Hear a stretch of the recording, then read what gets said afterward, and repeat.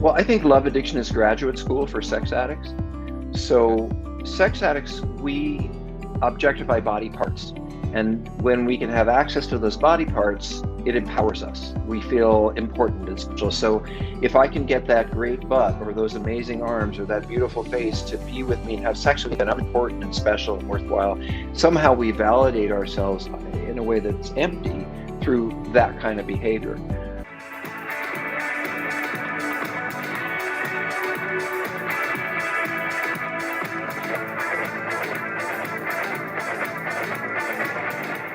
And there's a lot of people out there that they look at porn. It's like, what's the problem with looking at porn? I don't think it's a problem. I think lots of people look at porn. I don't have a problem with people drinking. I think having a Right. glass of wine or even getting drunk on New Year's is fine. It's just if you have certain emotional vulnerabilities, then you're not going to be able to do casual, pleasurable things in the same way as healthy people. Addicts grab onto to intensely arousing, distracting, and stimulating behaviors for different reasons than healthy people do.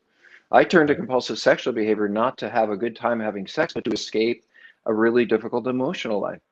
So it's I think addictions often have a secondary gain, if you will, which is other people drink to be social. An alcoholic drinks just to feel okay. That's a Right. big difference. It's the solution. Yeah. Okay, so now you have the sex addiction and you have the love addiction. What's the difference between sex and love addiction? Well, I think love addiction is graduate school for sex addicts. Okay. So sex addicts, we objectify body parts. And when we can have access to those body parts, it empowers us. We feel important and special. So if I can get that great butt or those amazing arms or that beautiful face to be with me and have sex with me, then I'm important and special and worthwhile. Somehow we validate ourselves in a way that's empty through that kind of behavior. Love addiction is more using people, the whole person, as an object to fill the emptiness and loneliness inside of you. And so you fit that person into you to make yourself feel better. But for love addicts, it isn't as important who they are. It's more important that they fill an emptiness in them.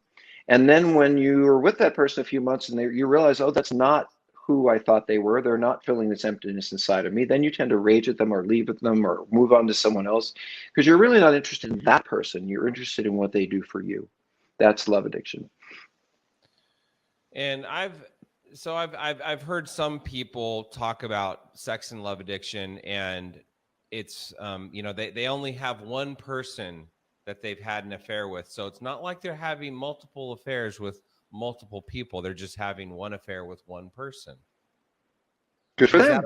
I mean, it seems like a problem to me. It seems pretty obvious to me, but can you answer that?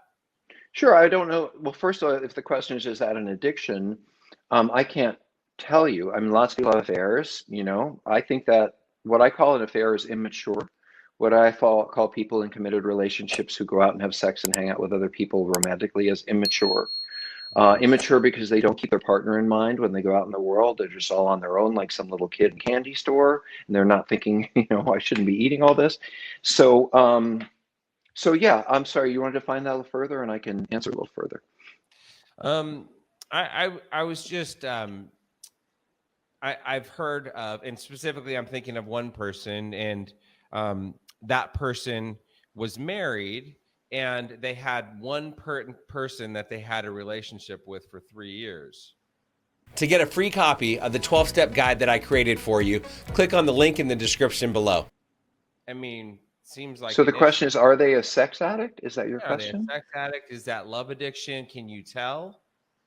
I think the person had an affair. I mean, my clients don't have an affair. They have 5 affairs, and they're seeing sex workers at the same time, and they're playing with porn every night, and they are. Or they say, for example, I've had a lot of men that I work with say, my big problem is I don't know which one to pick. And, it's like, is it the lover? Is it the spouse? I can't decide. And I'm like, well, how about being alone for a while? That might be the best solution of all.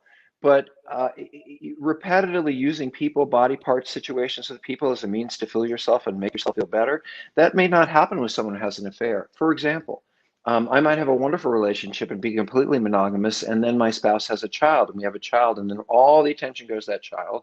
And I find this person who's not heavy and didn't just have a child, and I don't mean heavy, but you gain weight when you're pregnant, or someone who does want to have sex with me, someone who's looking great, someone who isn't focused on, all of a sudden I have this spurt of getting all this stuff for myself from this other person that I really feel I'm not getting in my relationship. And then maybe when I've got a kid who's 3 or 4, I return back to my relationship, my spouse finds out about the affair, and I stop and I don't enter one again. That's someone who, for whatever reasons, was vulnerable to leaving their relationship because they're needy and they weren't getting what they wanted when they had a baby. And so they turn to something else to get some needs met. That's different than someone who's a sex addict. That's someone who had an affair. Okay. And would you say that's more along the lines of codependency? Well, I don't believe in codependency. I don't think it exists. And I actually think it's an incredibly pejorative, negative form of, I don't know, whatever it is. It's not real therapy that I think needs to be eliminated. So I wrote a book called Prodependence because I think that partners of spouses, people who love addicts should not be picked apart when they walk into treatment. They shouldn't be asked what's wrong with them and what your childhood and blah, blah, blah. I think people who finally get that finally love an addict and get them into treatment, I think we should celebrate them and say what a great job you did hanging out with that person, how amazing it was you stuck by them, how difficult they were, and how great love is. And I think partners and spouses and family members need to be validated for having done everything to hang out with that addict. So the idea of evaluating the mental health of or psychological health of a partner or spouse of an addict just because they're with a partner or spouse of an addict, I think is cruel at best. And at worst, it just follows what addicts have always done, which blame their spouses, and then everyone blames their spouses. Well, if she wasn't this and he wasn't that, then I wouldn't drink, then I wouldn't this. No, you're going to drink if you want to drink because you want to drink. I think codependency gave a lot of addicts the excuse to say, well, if my partner wasn't so codependent, I wouldn't keep running. You drink because you want to, So, and we've always blamed spouses in a whole variety of ways over the years. So I've opened up a completely different avenue, a 180-degree turn on codependency, and there isn't going to be any going back, I don't think.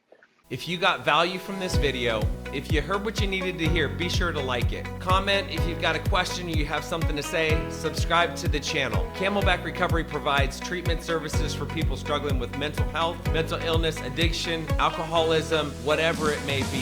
So if you or a loved one is struggling and you need some guidance and you need some direction, reach out to us. Our contact information is down below, or you can go to our website, camelbackrecovery.com, whether it be detox, inpatient treatment, outpatient treatment, sober living, recovery coaching, sober companion services, whatever it may be. Like I said, we can either help you or make sure that you get sent in the right direction.